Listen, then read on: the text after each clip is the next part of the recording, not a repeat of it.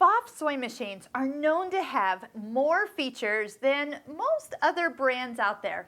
And this is how I love to explain it to people who are not familiar with what layers are on the Pfaff. So most people can always just go in and we can pick a decorative stitch and then sew it. But Pfaff gives us more and more and more things that we can do with just the decorative stitch. So we're going to go into the sewing program, and that's kind of the third little section down here. When you open it up, there is tapering options. There's ways to get it to just repeat it, say 3 or 4 times, and then it's going to do just that.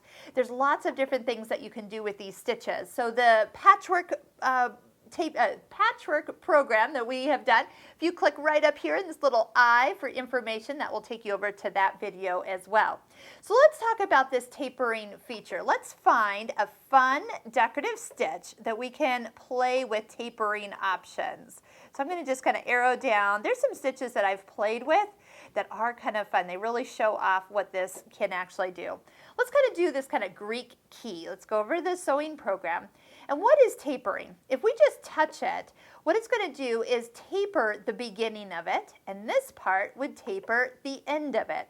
But not just taper it in one way. Notice the little arrow in the bottom right corner. That means if we touch and hold, we'll get something else. And look, not just 90 degrees, we have 30 degrees to the right.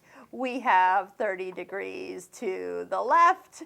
We could have, let's do the end where we change it to 30 degrees that way. And look, we have a whole new way of stitching. So this is how it's going to look when you stitch. When you start to sew, you are going to get the taper at the beginning.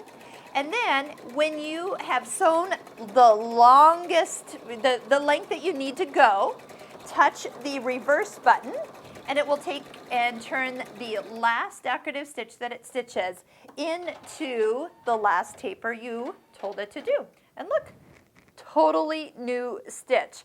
Now, if we started to take a look at stitches in here and start to kind of play in the sewing program, the tapering options, how many different ways do you think we could come up with? Well, that already is looking fun.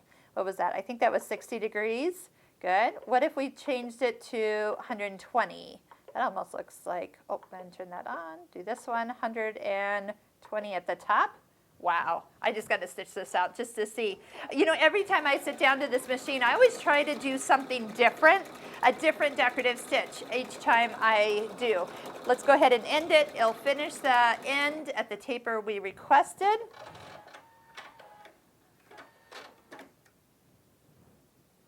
That's not exactly what I was expecting, but it did taper it there. How fun is that? And with the variegated thread, as you can see, it's definitely, possibilities are endless. I do like that you can see exactly what you're going to get on screen, like for the degrees. So where some stitches may not look ideal when you see that exact taper, but other directions or types will look good. You can pick, you can see, and have some fun with every stitch in this machine.